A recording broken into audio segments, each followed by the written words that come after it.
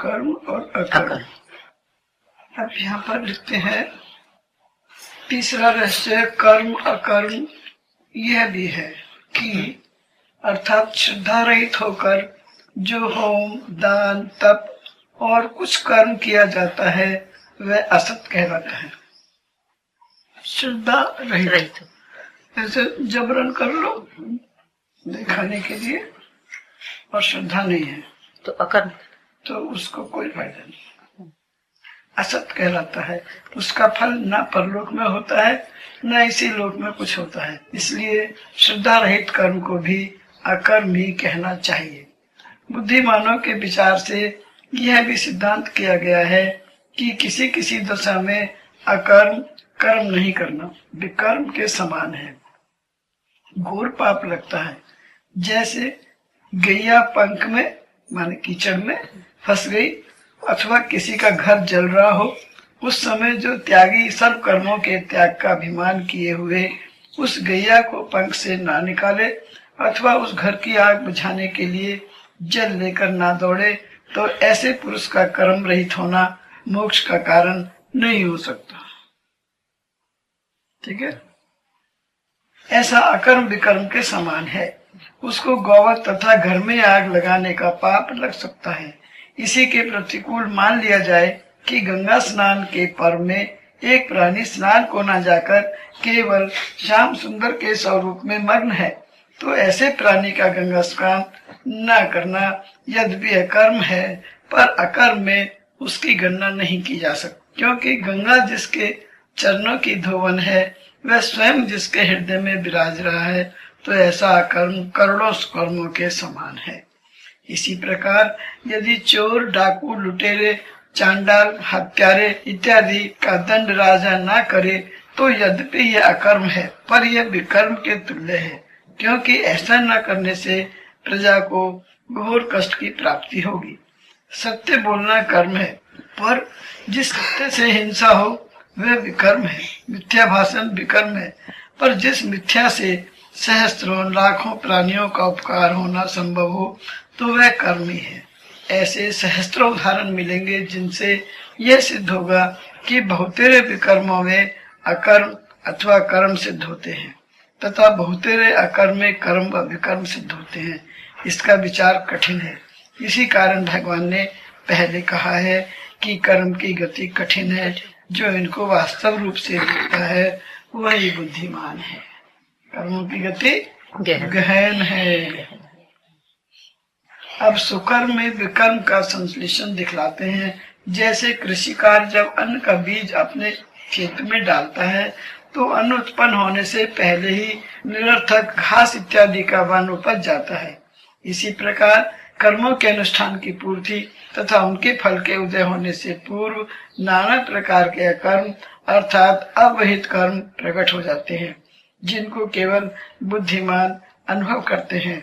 जैसे अश्वमेध यज्ञ को जो उत्तम कर्म है उसमें पशुओं को मारकर मज्जा और मेद से हवन करना अवहित कर्म देखा जाता है, अर्थात घोर हिंसा जो वेद शास्त्रों ने भी रोकी है सो देखी जाती है। पर ऐसा जानना चाहिए कि यह यज्ञ वाली हिंसा केवल अज्ञानियों की दृष्टि में देख पड़ती है, ज्ञानियों की दृष्टि में नहीं, क्योंकि यह हिंसा नहीं वरन पशुओं को मारकर उनकी अनेक जन्मों के आवागमन को बचाकर मुक्त कर देना, जिसे केवल बुद्धिमानी समझ सकते हैं, अन्य प्राणी नहीं। पर ये हम सबका कार्य नहीं है। जागृत स्वप्न इसमें आएगा कि नहीं आएगा वो नहीं मालूम। जागृत स्वप्न सुसुप्ति तुर्या, तो हम जिसका हनन कर रहे हैं पहले जमाने में जो ये प्रथा थी, इसलिए अब आज के जमाने में बलि करना निषिद्ध है, पाप है, नहीं करना चाहिए। पहले जमाने में जो बलि की प्रथा थी उसको जो उसको काटते थे उनको उस तुर्यावस्था में लाके काटते थे। ये ज्ञान होता था उनको कि वो जैसे अब सपेरे को बीन बजाओ तो सांप कैसे रहता है उसके इर्द गिर्द रहता है। इसी तरीके से जब पशुओं का वध किया जाता था और जो वध करते थे उनको सोते सोते नहीं काटना। सोते में अगर किसी का हनन करते हो तो उसको कौन सी योनि मिलेगी, उनको पता है कि उसको जड़ योनि मिलेगी, वृक्ष योनि, ये सब योनि है। और तुरीयावस्था में लाके उनको वध करना है, तो ये हर आदमी तो नहीं जानता है। इसलिए आज के जमाने में, क्योंकि वो विद्या लुप्त हो चुकी है, इसलिए अब आज के जमाने में वर्जित है, घोर पाप है, नहीं करना चाहिए। और जो भी ऐसा भक्षण करते हैं उनको मीट भक्षण नहीं करना चाहिए, क्योंकि हमारे खाने के लिए वो किसी को मार रहे हैं और उनको मारने का वो कोई राइट नहीं है किसी को। प्राण जब नहीं दे सकते तो लेना भी नहीं चाहिए। और वो जो वध करते थे उनको तुरीयावस्था में ले जाके मारने का उनको राइट था, क्योंकि वो मुक्त कर देते थे, मोक्ष मिल गया एक तरीके से। हम वो नहीं कर सकते हैं। शरीर से प्राण वियोग होने के अनुकूल व्यापार करने का नाम हिंसा है, क्योंकि प्राण वियोग होते समय प्राणी को घोर क्लेश होता है। इसका कारण यह है कि प्राणी जागृत, स्वप्न और सुषुप्ति में मारे जाने से अनेक प्रकार के कष्ट पाता है। यदि जागृति में प्राण का वियोग हुआ तो ना जाने कितने काल तक कष्ट सहन करता हुआ फिर मनुष्य योनि में आता है। स्वप्न में मारे जाने से पशु पक्षी की योनि पाता है और सुषुप्ति में मारे जाने से वृक्ष आदि स्थावर शरीर पाता है। इसलिए इन तीनों अवस्थाओं में जीवों को मारना हिंसा है, पर तुरीयावस्था में मारे जाने से मुक्त हो जाता है। इसलिए अश्वमेध यज्ञों में पशुओं को तुरीयावस्था में लाकर इनके प्राण का वियोग कराते हैं, जिससे यह प्राणी तनिक भी कष्ट न पाकर एक बार की शांत स्वरूप हो मुक्ति लाभ करता है। सो तुरीया क्या है तथा श्रुति का प्रमाण सुनो। जिस अवस्था में न अंत प्रज्ञा हो अर्थात स्वप्न न हो वह बहि प्रज्ञा हो, अर्थात जागृति भी न हो और न उभय प्रज्ञा हो, अर्थात स्वप्न और जागृति दोनों की मिली हुई अवस्था भी ना हो, न प्रज्ञान घन हो अर्थात सुषुप्ति भी नहीं हो। तात्पर्य यह है कि न प्रज्ञ हो और न अप्रज्ञ हो, अर्थात जिस समय ना तो किसी वस्तु का जानने वाला हो और नहीं जानने वाला हो, केवल शांत स्वरूप हो और शिव स्वरूप हो, अर्थात परम मंगल रूप हो, सब विकारों से रहित आत्मानंद में हो, उसी अवस्था को तुरीयावस्था कहते हैं।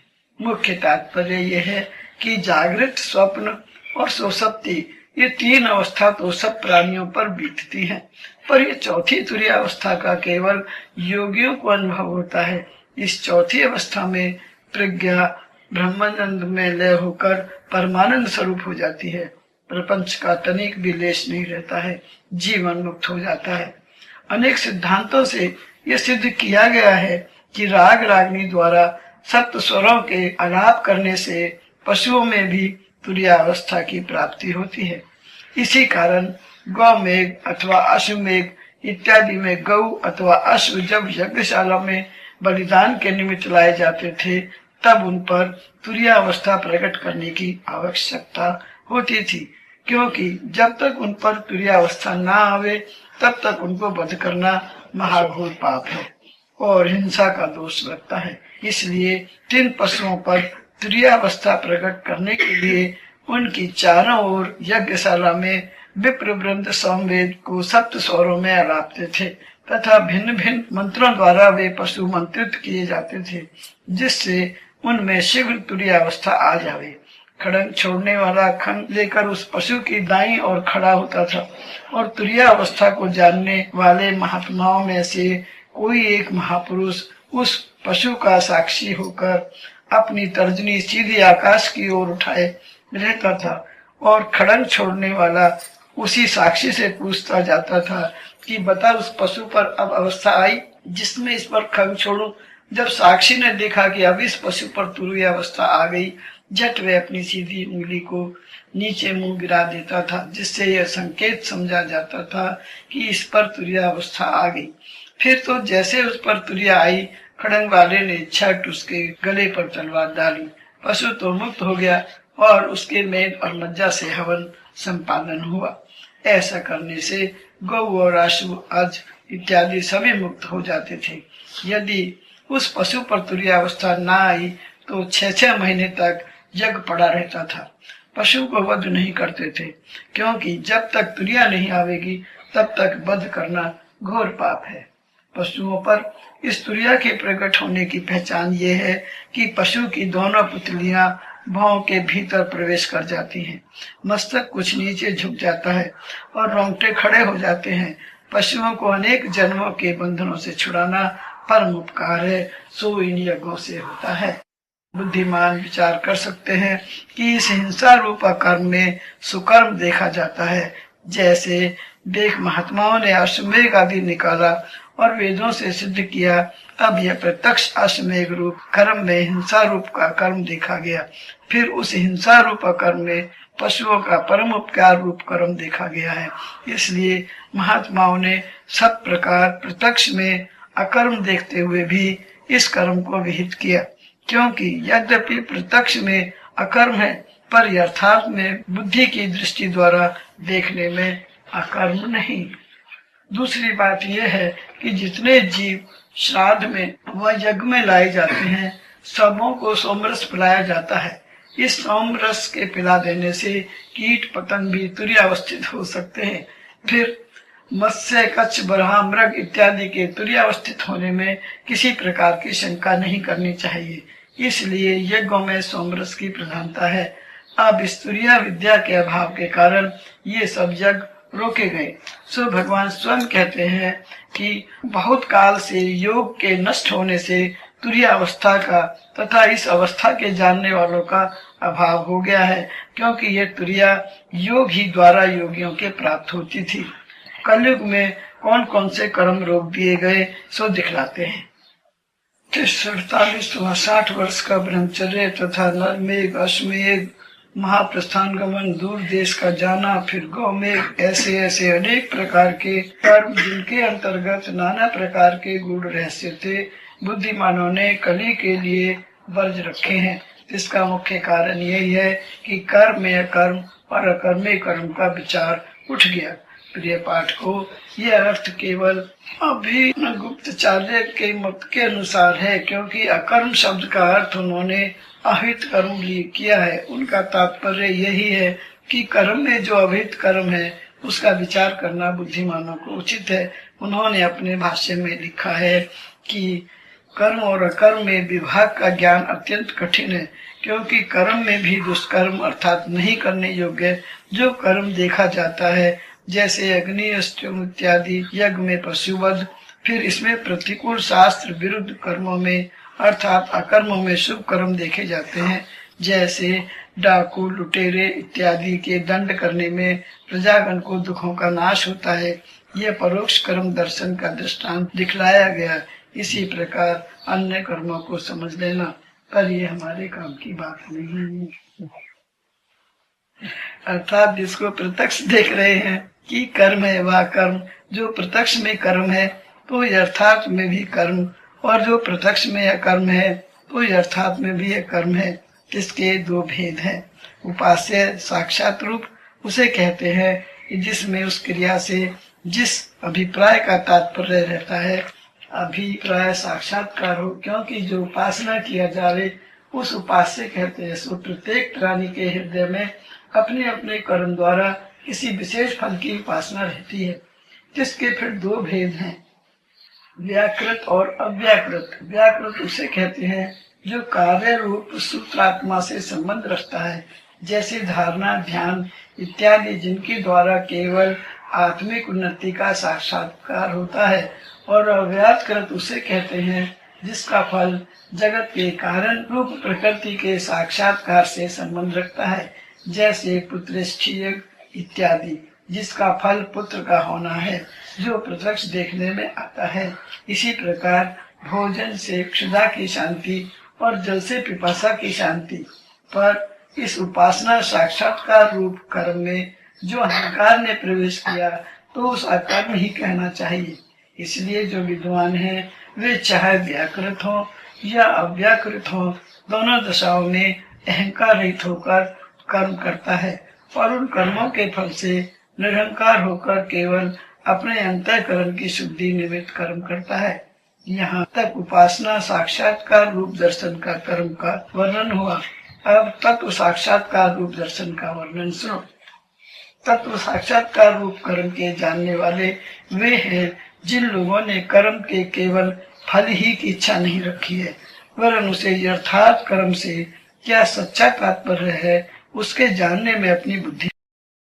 भगवान कहते हैं कि इस प्रकार जो कर्म में अकर्म और अकर्म में कर्म देखने वाला है, सो ही मनुष्यों में बुद्धिमान है, सो ही युक्त है, अर्थात ब्रह्म का साक्षात्कार किए हुए एक ध्यान में स्थित है। वही उसी को कहना चाहिए जो संपूर्ण ब्रह्मांड के कर्म और अकर्म तथा विकर्म को भली भांति जानता हुआ सब कुछ करता है, पर कहीं से किसी कर्म में लिप्त नहीं होता। भगवान कहते हैं कि हे अर्जुन, तू किसी प्रकार की चिंता मत कर, तू भी अपने वंशजों के साथ युद्ध का संपादन कर। इस अकर्म में तू कर्म का विचार कर, क्योंकि युद्ध में जितने प्राणी तेरे हाथ से मारे जाएंगे उनके सम्मुख मेरी मूर्ति मरण के समय तैयार मिलेगी। दूसरी बात है कि इनमें अन्यायी नरेशों की वृद्धि हो गई, जिनके अन्याय से प्रजा दुखी हो रही है। इनके वध होने से प्रजा सुखी होगी। अन्यायी, पापी और कुमार्गी पृथ्वी के बोझ होते हैं। सो इस रणभूमि में अनगणित एकत्र हो गए हैं, उनके नष्ट होने से पृथ्वी का बोझ कम होगा। इसी प्रकार के अनेक विहित कर्म इस अकर्म में देखे जाते हैं। इनमें अपरोक्ष और परोक्ष दर्शन दोनों प्रकार के कर्म दर्शन का संयोग आन पड़ा है। सो विचार की दृष्टि से देखने से तू धीरे धीरे समझता चला जाएगा, क्योंकि जो लोग तत्व रूप कर्म दर्शन के अधिकारी हैं, वे ही कृत्रन कर्म कृत कहे जाते हैं। तत्व साक्षात रूप कर्म दर्शन का मुख्य अभिप्राय क्या है? जितने कर्म है अर्थात देह, इंद्रिय तथा अंतःकरण के जितने व्यापार हैं, सबों में दो गुप्त शक्तियां हैं। एक तो मांगी हुई कामना की पूर्ण कर देने वाली शक्ति, और दूसरी आपसे आप बिना मांगे फल उत्पन्न करने वाली शक्ति। जैसे जलपान कर्म में मांगी हुई कामना जो पिपासा की शांति है, तिसकी पूर्ण करने वाली शक्ति वर्तमान है, और इसी के प्रतिकूल विषपान रूप कर्म में जो प्राण घात रूप बिना मांगा हुआ फल है, तिसकी पूर्ण कर देने वाली शक्ति वर्तमान है। एवं प्रकार कर्म अथवा विकर्म दोनों प्रकार की शक्तियों को पूर्ण प्रकार जान अर्थात तत्व का समझ जाना, तत्व साक्षात्कार रूप कर्म दर्शन का मुख्य अभिप्राय है। इसके जानने वाले कृत इसलिए कहे जाते हैं कि उनको फिर किसी कर्म के साधन की आवश्यकता नहीं रहती, पर वे जो कुछ करते हैं लोक संग्रह करते हैं। अब यहाँ एक उदाहरण देकर उपास्य साक्षात्कार और तत्व साक्षात्कार दोनों के स्वरूप दिखाए जाते हैं। ब्राह्मण भोजन कराना एक विहित कर्म है, जिसे अर्थार्थी, जिज्ञासु और मुक्त चारों प्रकार के प्राणी अपने अपने घर में कराते हैं। इनके प्रथम में 3 उपास्य साक्षात्कार दर्शन वाले हैं, जिनमें आर्थ और अर्थार्थी और जिज्ञासु व्याकृत वाला है, और चौथा जो मुक्त जीव है वह तत्व साक्षात्कार दर्शन का जानने वाला है, जो कुछ भी इच्छा न करके केवल परोपकार निमित्त ब्राह्मण भोजन करवा रहा है। उसकी दृष्टि में ब्राह्मण भोजन का यथार्थ तत्व देख पड़ता है, इसलिए यह कृतसंग कहा जाता है। सो जो चाहे कर सकता है। प्रिय पाठकों, आजकल बहुतेरे ढोंगी पुरुष कर्म कर कृत बन जाते हैं और सिद्ध कहलाकर मद्यपी, मत्स्य मांस भोजी और वाम मार्गी बनकर वैश्या संग इत्यादि करके कहते हैं कि हम वही कृतसंग कर्म करते हैं जिसको श्री कृष्ण भगवान ने गीता में कहा है। हंसी आती है इनकी बुद्धि पर और शोक होता है इनकी समझ पर कि वे गीता को सुगीता न करके सब प्रकार के शास्त्रों को नष्ट करते हुए गीता में भी पलिता लगाया करते हैं। ईश्वर इनकी बुद्धि को शीघ्र फेरे। यहाँ तक जो कर्म अकर्म का भेद दिखलाया गया वह उस दशा में है जबकि अकर्म शब्द का अर्थ अभिहित कर्म अर्थात अकर्मी कार्य किए जाने का किया जाता है। पर जब इसके अर्थ अथवा कर्म भाव किया जावे अर्थात कर्मों को छोड़ चुपचाप अलग बैठ रहना किया जावे, तब कर्म दर्शन करने वाले को किस प्रकार विचार करना चाहिए उसका वर्णन हो चुका है। देख लो। मुख्य तात्पर्य ये है कि ज्ञानी पूर्ण प्रकार कर्म अकर्म का विचार करके कर्मों का संपादन करता है। ऐसे विचारशील तत्वदर्शी की प्रशंसा भगवान 3 शब्दों में करते हैं, अर्थात सब बुद्धिमान मनुष्य सी वह मनुष्य में बुद्धिमान है। फिर स युक्त वह योगी है तथा वही कृत कर्म कृत सब प्रकार के कर्मों में कर्मों के संपादन करने को समर्थ है। उसे किसी कर्म के करने की रोक टोक नहीं, समर्थ को न दोष गुसाई। बहुत सारे विद्वानों ने अकर्म का अर्थ ब्रह्म किया है और कर्म का अर्थ प्रपंच किया है।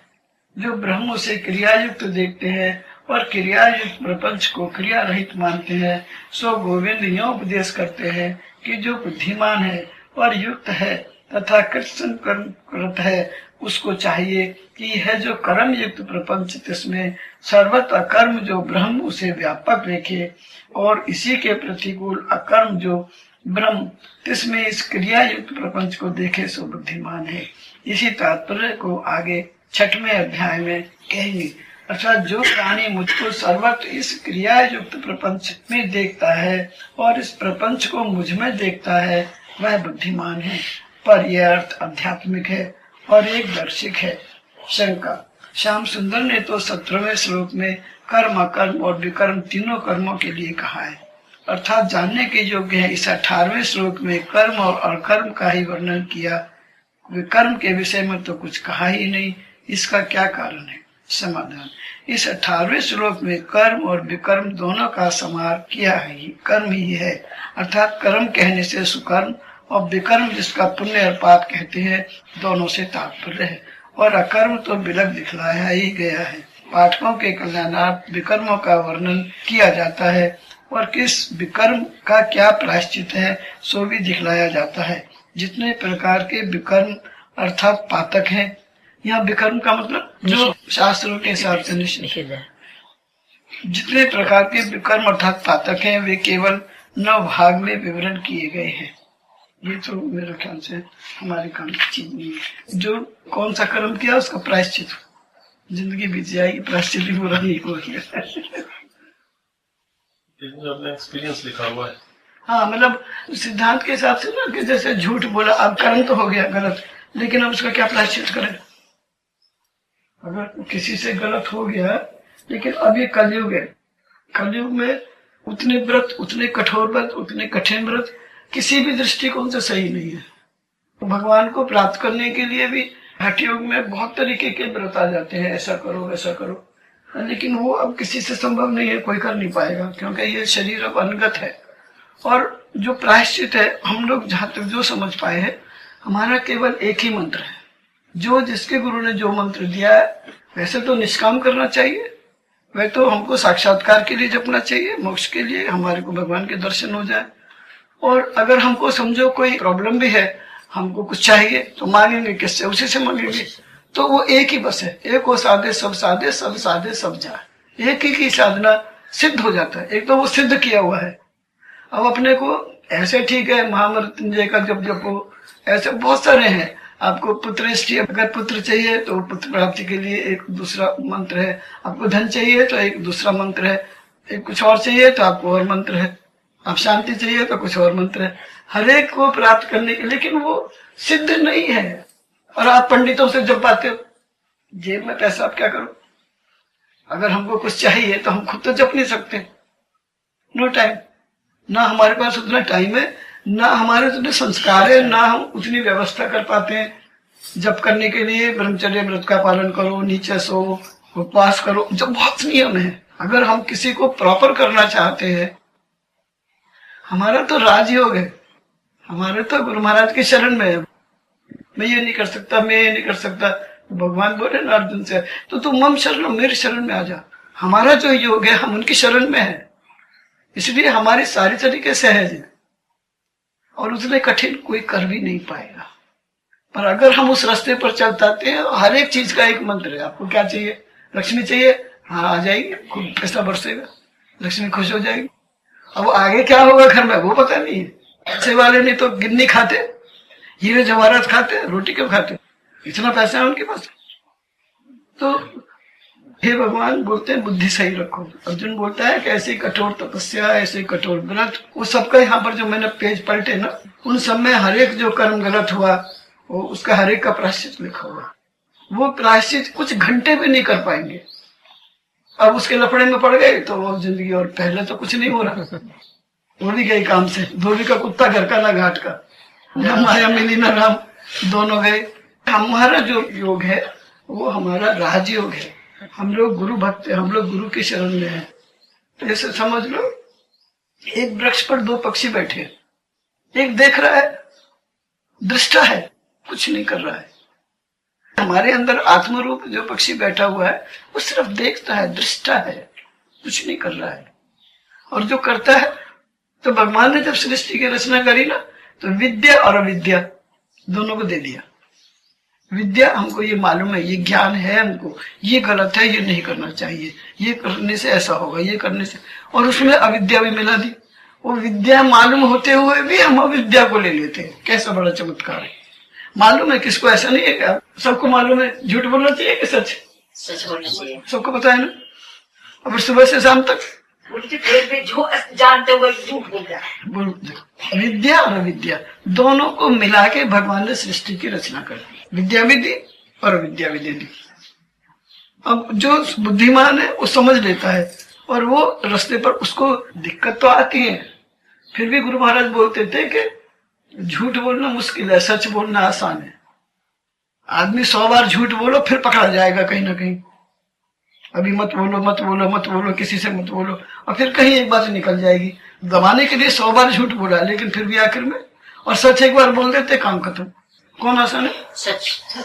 लेकिन फिर भी झूठ का सहारा है, क्योंकि मिला हुआ है, और हमारी बुद्धि इस वक्त तो कर्म करो विकर्म करो। हम जो मतलब विकर्म का लेते हैं, विशेष कर्म। कर्म करो विकर्म करो और अकर्म करो। कर्म करो, कर्म किए बिना तो हम लोग नहीं रह सकते ना। और अकर्म का मतलब है कि हम निष्काम कर्म करें। निष्काम का मतलब ये कि हम करें तो सही, लेकिन बहुत से अच्छे संत महात्माओं को भी कुछ कर्म करने इसलिए करते हैं, वो दूसरों को आदर्श बताने की, दूसरों की निगाह में। न तो कर्म छोड़ के ऐसे सब बैठ जाएंगे, सवाल से हो जाएंगे, कामचोर हो जाएंगे, क्योंकि कर्म के महत्व को नहीं समझेंगे हम लोग।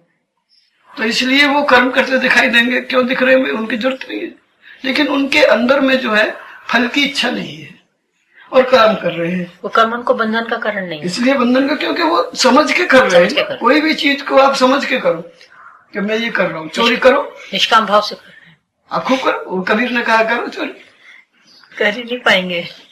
निष्काम भाव से निश्चित कर्म हो ही नहीं सकता। कबीर के घर में कहते हैं, एक बार कोई मेहमान आ गए, और जो हमेशा लुटाते रहता है, तो उसके घर में कुछ मिलना कई बार पॉसिबल भी नहीं है। अब वो मेहमानों की मेहमानी करना चाहता था, और उसने कहा अब क्या करूं। अब उसे ऐसे आदमी को कोई उधार भी नहीं देता। उसने अपनी औरत को भेजा कि तू जा कुछ मांग ला। तो उसने बहुत कुछ कहा, तो उसको कोई भी चीज उसने नहीं दी। बोले हाँ, एक शर्त पे दे सकता हूँ, तू रात को मेरे पास आ जा, तो मैं तेरे को तेरे मेहमानों के लिए कुछ सामान दे दूंगा और ले जा। अब उसने अपनी इज्जत भी ताक पे रख दी, क्योंकि कबीर था। हम लोग ये काम नहीं कर सकते। कर्म और कर्म विकर्म की बात बता रहा हूं मैं। समर्थ को ना दोस्त कोई। समर्थ की इज्जत भगवान के हाथ में है, उसका योग स्वयं वो वहन करते हैं। तो अब उसने इस बात को राजी कर लिया। बोले हाँ ठीक है, मैं रात को इतने बजे आपके पास आ जाऊंगी, मुझे सामान तो दो, मेहमान घर में बैठे। और उसने मेहमानी करी, और जब वो सब मेहमान खा के चले गए, तब कबीर से कह रही है कि मुझको सच बोल रही है, मेरी शब्दों पे ध्यान देना। कबीर को बता रही है, हम छुप के जाते, चोरी से जाते, वो गंदी बात है। वो बता रही है कि मुझे उठने बजे उसने बुलाया, इसलिए ये सारा सामान दिया था। तो बोले हाँ, मैं ले चलता हूं तुझको। कबीर कह रहा है। और बाहर इतनी बारिश है और इतनी कीचड़ है, और उसको जाना अकेले संभव नहीं है, थोड़ा दूर भी है। अब कबीर ने उसको अपने कंधे पर बिठाया और एक कंबल उड़ाया और उसके घर ले गया, और खुद बाहर बैठा है। बोले तू जा अंदर। वो देख रहा है कि इतना बाहर कीचड़ है और इतना पानी बरस रहा है, तो सूखी कैसे आई है। बोले कबीर बाहर बैठा है। सच बोल रही है, कबीर बाहर बैठा। कबीर तुझको लेके आया। बोले उसको पता है मैंने बुलाया। बोले हाँ। झट कबीर के जाके पैर पकड़ लिया। बोलो सतगुरु भगवान की जय। समर्थ को न दोष गुसाई। वो सामर्थ है उसकी बुद्धि पलटने के लिए, वो इसलिए उसको दोष नहीं है। वो कब पलट देगा, इस काम को हम लोग एग्री नहीं कर सकते ना, नहीं करना चाहिए। पर समर्थ को ना दोष पूछे, वो सामर्थ्य माने उसकी बुद्धि को पलटने के लिए। तो उसने वहां तक किसके बुद्धि पर, ऐसे भक्तों का भगवान योग स्वयं वहन करते हैं। तो झूठ बोलना कि सच बोलना, सच बोलना। कर्म और अकर्म और विकर्म, वो केवल कबीर ऐसे करता था, उसको इच्छा नहीं थी कुछ फल की। तत्व साक्षात्कार, परमात्मा को साक्षात्कार प्रत्येक जीव में कर रहा है, तो जो उसके अंदर बैठा है वो कभी भी अनिष्टकारी नहीं हो सकता। लेकिन हम हमारे व्यवहार में, हमारे उसमें यही फर्क है कि हमारा स्वार्थ है, हमारा लोभ है। हम किसी चीज की डिमांड करते जा रहे हैं, हमको ये पता ही नहीं है कि हम क्या मांग रहे हैं। और उसके लिए यज्ञ करो, हवन करो, वो जो भी करो कुछ भी, वो ये सब चीजें स्वार्थ के लिए है। ये दूसरों से करवाओगे कभी होंगी, कभी नहीं होंगी। अब जप करना है तो आप रोज जप करो, आपको शांति मिलेगी। दूसरा आपके लिए जप करे और शांति आपको मिल जाए। खाना दूसरा का पेट आपको भर जाए, ऐसे हो सकता है? एक बच्चे को माँ खिलाती है, एक बच्चे को धाय माँ खिलाती है। रजनीश ने कहा है, तो बोले वो माँ ले ही नहीं गोदी में, दूसरों से खिलवाती रहे। तो बच्चे को तो ऐसे ही पंडित से जप करवाओ, यज्ञ करवाओ, तो क्या हुआ? माँ दूर है, माँ के पास हम नहीं जा सकते कभी भी। तो इसीलिए जो भी करना है हमको खुद, और निष्काम करो। निष्काम कर्म करने से बिना कुछ उसके हमारा अंतःकरण शुद्ध होता है। अंतःकरण शुद्ध होने का एक ही उपाय है, कौन सा भैया? निष्काम करो। क्या करना है? निष्काम कर्म भी करो, और अपना जो गुरु महाराज ने मंत्र दिया है आपको, जो दिया बस उसकी रटन लगा लो। दूसरा मंत्र, उसका टाइम वेस्ट। इतना टाइम किसके पास है? अभी आप किसके लिए करो? अभी आपको लक्ष्मी चाहिए, कभी आपको बेटा बेटी चाहिए, कभी आपको मकान चाहिए, हर एक के मंत्र हैं। कभी बीमार हो गए, वहां को ठीक करने के लिए मंत्र चाहिए, बोले वो ऐसे ऐसे करो वो ठीक हो जाएगा। अरे हर एक चीज का उपाय है, और उसमें भी वो होएगा कि नहीं होएगा वो पता नहीं। ये तो हमारी धारणा, हमारा विश्वास है ना। लेकिन क्या हुआ, उतनी देर अगर हम निष्काम होकर अपने जप को, अपने जो गुरु महाराज के दर्शन करते, उससे हम वंचित रह गए। हमारी जिंदगी का उतना टाइम गया समय फिर नहीं आएगा। तो एको साधे, इसे पढ़ने का सार बताओ। एको साधे सब साधे, और सब साधे सब जाए। एक ही साधना जो आपने शुरू कर रखी है अभी तक, उसी को बढ़ाओ। और साधना में क्या है भैया? साधना में कलयुग केवल सबसे सहज तरीका है। और हमारे गुरुजी ने और सहज कर दिया। आपको जब करना है, आप ऐसे बैठो ठट से, क्या है अगर आपको है पैर ही तो टूटा है क्या उसमें, जवान तो चल रही है, बाकी सब तो ठीक है, करो। भगवान एहसास करा देते हैं कि दो हाथ हैं, दो पैर, एक के बिना दूसरा काम ही नहीं करता, करो।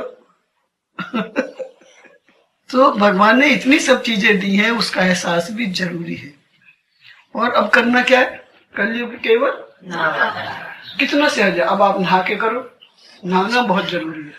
100 काम छोड़ के नहाओ, 1000 काम छोड़ के खाओ, और लाख काम छोड़ के भजन करो। खाओ खाओ ना खाओ, ना खाओ ना खाओ, लेकिन भजन जरूर करो। चाहे नहा के करो, चाहे बिना खा के करो, चाहे बिना खा के करो। अपने तो रिजल्ट चाहिए।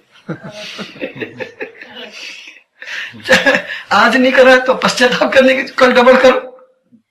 कल किसने देखी है? तो तुरंत, क्योंकि कल पता नहीं जीवन में किसने देखी, ऊपर सांस गई, उसके उस समय के लिए तैयार रहो। वो ऐसी घटनाएं घटती है ना, सावधान कर देती है, होते रहना चाहिए। क्यों कि आपको अचानक, एक तो अभी हम बता रहे थे मृत्यु ध्यान। मृत्यु ध्यान में क्या बताया था?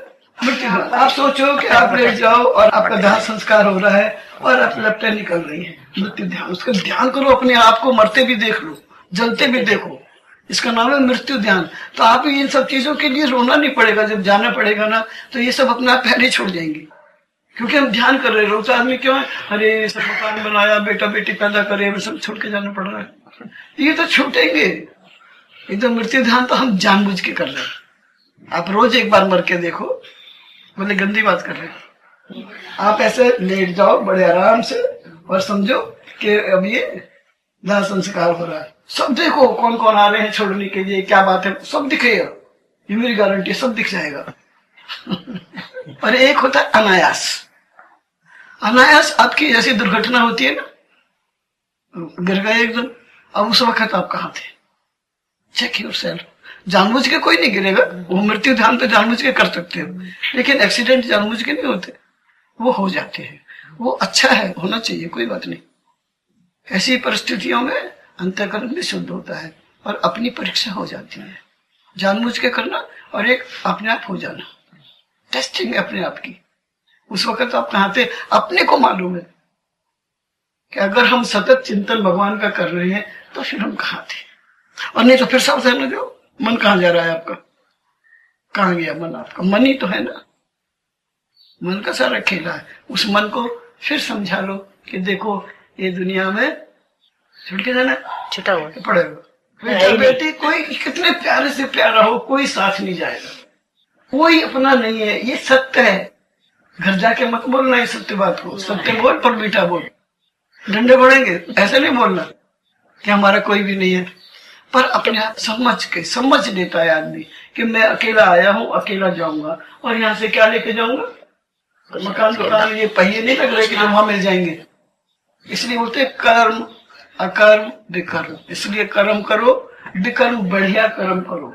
कोई भी चीज आपके प्रारब्ध की है वो मिलके रहेगी। आप मेहनत करो, प्रयत्न करो, पुरुषार्थ करो, कृपा मांगो भगवान की, चाहिए तो बस चातक की जैसी दृष्टि, आपको कोई जप करने की जरूरत नहीं पड़ेगी। वो दयालु बड़े दयावान है, जो चाहिए वैसे पहले ही दे देता है। पढ़ा के नहीं, मैं बोल रहा हूँ, चलो मांगने से पहले दे देता है। अगर हमारी ऐसी जिज्ञासा हो जाए हमको ये चाहिए, वो भी मिल जाता है उससे। पर किससे? एक ही देवता, एक ही देवता बस है। पतिव्रता नंगी रहे तो भाई पति को लाग, बस एक देवता, एक गुरु, एक इष्ट, बस और नहीं चाहिए। और मिलेगा तो प्रारब्ध मिल ही जाएगा। अगर कोई हमारी लायक चीज नहीं होगी तो पहले ही रोक देंगे। कोई भी माँ बाप अपने बच्चे को जहर नहीं देना चाहता है। माँ बाप को ये मालूम पड़ जाए ये खीर खा रहा है, रसगुल्ले खा रहा है और इसमें जहर मिला हुआ है, तो माँ खाने देगी? बच्चा जिद कर रहा है, रो रहा है कि मैं खीर खाऊंगा, मैं खीर खाऊंगा, मैं रसगुल्ले खाऊंगा। अवेलेबल है, प्रारब्ध भी है, प्रयत्न पुरुषार्थ चीज रखी भी सामने। मतलब क्या होता है, हमारे पास आते आते कोई रोक लेता है, ये कौन सी ग्रह लग रही है? पंडित से ग्रह उतरवा, ये ग्रह लग रही है, बोलते हैं कि हमारा काम पूरा होने वाला होता है और उसने बिगाड़ दिया। अब वहां से लड़ो, किसने बिगाड़ा? उसने बिगाड़ा, उसने बिगाड़ा। तो ये क्या हो रहा है? ये बुद्धिहीनों की बात है। जो बेवकूफ मूर्ख है वो को ना कहो को सुख दुख को जाता है, ना कोई किसी को दुख देता है, ना कोई किसी को सुख देता है। ये हर हमारे कर्मों का खेला है। जब ये हमारी बात समझ में आ जाएगी तो किससे दुश्मनी करोगे, किससे लड़ोगे?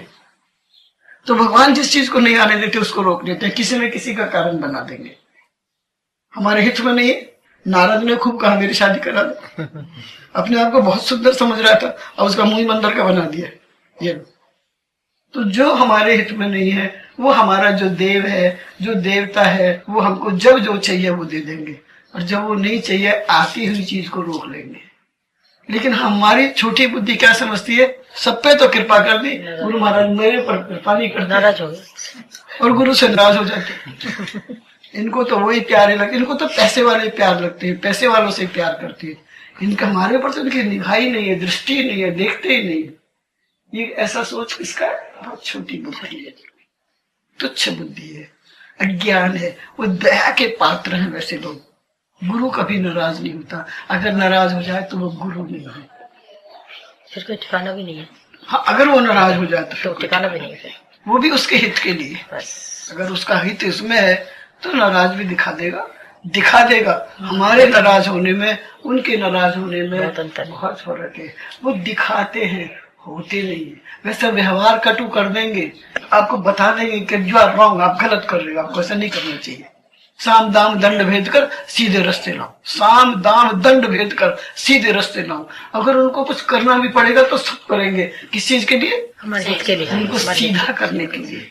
गुरु महाराज जिसके ऊपर दया करते हैं, जिसके ऊपर कृपा करते हैं, उनको कोई भी तरीका अपनाना पड़े लेकिन वो उसका हित करते हैं। माँ से भी बढ़ के 1000 गुना गुरु का दर्जा है, 1000 गुना। माँ प्यार करती है, खुद सहन कर देगी सब चीजों को, लेकिन कितने बच्चों को माँ बाप पाल लेते हैं, पर बच्चे नहीं पाल पाते। बाद में माँ बाप मुश्किल हो जाते हैं।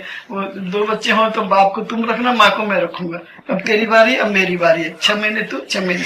अरे लो, साम दाम दंड भेद कर सीधे रास्ते लाऊं। गुरु महाराज जिसके ऊपर कृपा करते हैं स्वयं नाराज नहीं होते। नाराज होने का एक दिखाते हैं। हमारे नाराज होने में उनके नाराज होने में बहुत फर्क है। वो दिखाते हैं, हम होते हैं, हम गांठ पकड़ लेते हैं। और वो इसलिए कर्म विकर्म और अकर्म। कर्म करो, विकर्म माने विशेष कर्म करो, कर्म करो विकर्म करो, और फिर मैंने नहीं किया। लेकिन ऐसे कर्म करना बहुत मुश्किल है। जब तक हमारा ये नाम ना हो जाए कि मैंने कर्म किया, हमारे कर्म करने की भावना ही खत्म हो जाती है, हमारा इंटरेस्ट ही खत्म, हमारा उत्साह ही नहीं रहता।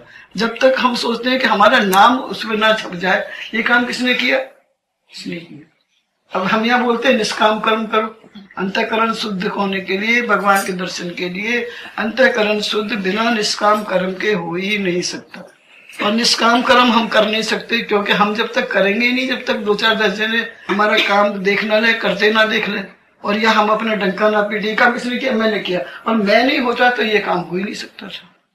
बिगड़ रहा था, मैंने बचाया। और मतलब करने के बाद में 10 जनों के बीच में उसकी ऐसी इज्जत खराब करेंगे कि ये काम मैंने किया, अगर मैं नहीं होता तो आप, ये कपड़े किसने दिए, बड़ा अच्छा लग रहा है, मैंने दिया था ना। जब देने के बाद याद है, एक बार सुरग मिल गया। कहते हैं सुरग में, ये चर्चा चल रही थी कि सुरग में भी जब जिसका पूरा हो जाएगा हिसाब तो उसको नीचे आना पड़ता है। 1 सेकंड भी, जैसे होटल में जितने पैसे हैं उतने तक मजे करो, उसके बाद में 1 सेकंड नहीं, वहां उधार भी नहीं चलती कि अभी कल दे जाएंगे। तो कहा भाई अब नीचे सबसे पहले कौन जाएगा, बोले ये जाएगा। मतलब बोले इसने किसी जमाने में गाय दान की थी, अब ये नीचे झांक के देख रहा है कि ये मेरी वाली गाय है, दे दी। देने के बाद में अब आपका कोई राइट नहीं है, आप दे चुके, आपने जिसको दे दिया, अब आप उसको गिनाओगे और 10 के बीच में कि मैंने लाके दिया था, वहां से देख, ये तो इस लायक ही नहीं था, ये तो हमारी दी हुई रोटी खा रही है, अगर हम इसकी हेल्प नहीं करते तो पता नहीं ये तो सड़क पे होता है। हर चीज इंपॉर्टेंट है, हर चीज, हर चीज। मैं कहता हूँ मट्टी के बिना भी कुछ नहीं हो सकता। गोबर रहता है ना, गोबर बेकार है ना, फेंक देते ना अपन, वो भी काम का है।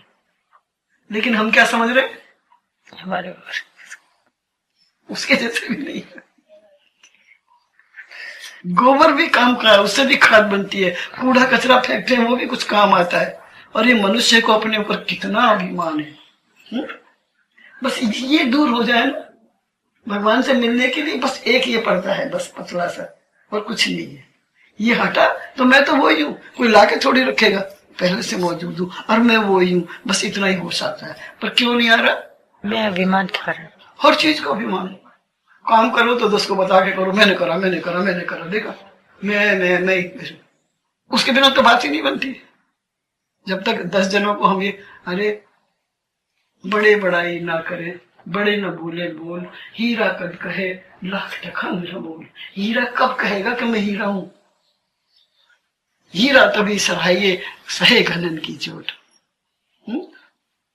जब सब चोट जब सहन कर लेगा, टूट गया तो हीरा थोड़ी है।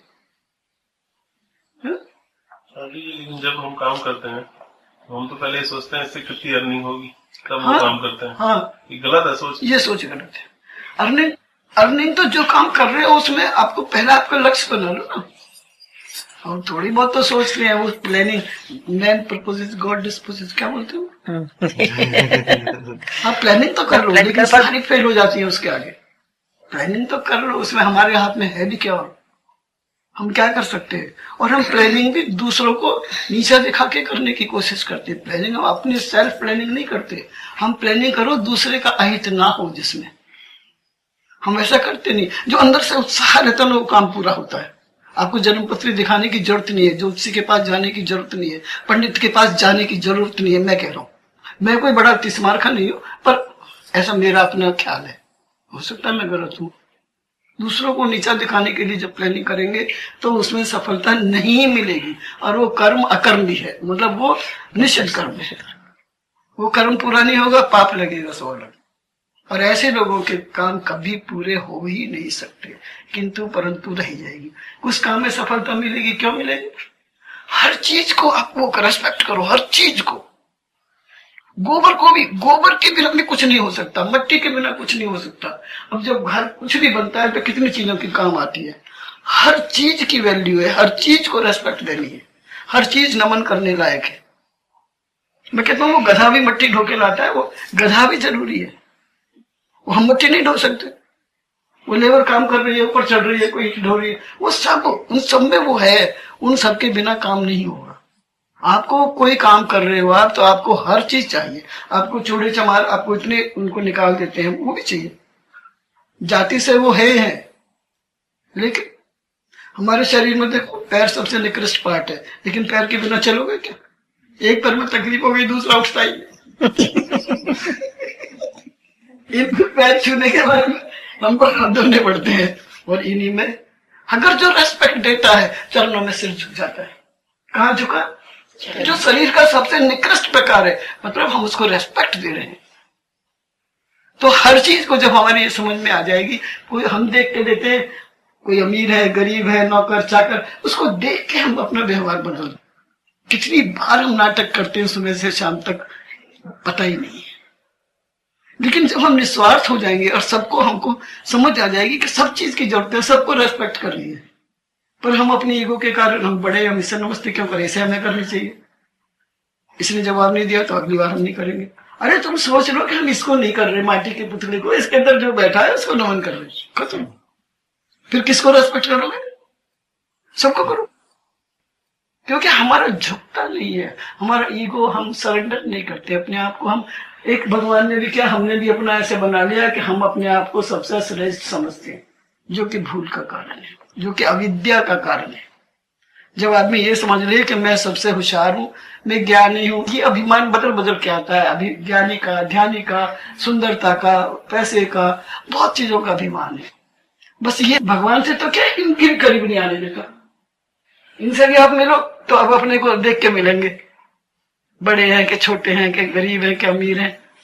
ऐसे तो हम मिल ही नहीं सकते, क्योंकि हमारे अंदर में निस्वार्थ भावना कहाँ गई है। तो कुछ काम आएगा तो उसको बार बार मिलेंगे, काम करनी है चलो ये लो, पहले ही देख लेते हैं, क्या पता वो बेकार चीज ही काम में आ जाए। तो आज जैसे व्यवहार रख रहे हैं, सोच के रखते हैं, कोई काम आएगा कि हमारे 10 साल बाद, 2 साल बाद, या कल काम का है क्या, तो व्यवहार रखो, नहीं तो क्या पता वो बेकार आदमी कल काम आ जाए, कुछ पता नहीं है ना। भगवान जब अभिमान तोड़ते हैं ना, गुलाबी रंग उड़ जासी मत कर काया रे गुमान, गुलाबी रंग उड़ जासी।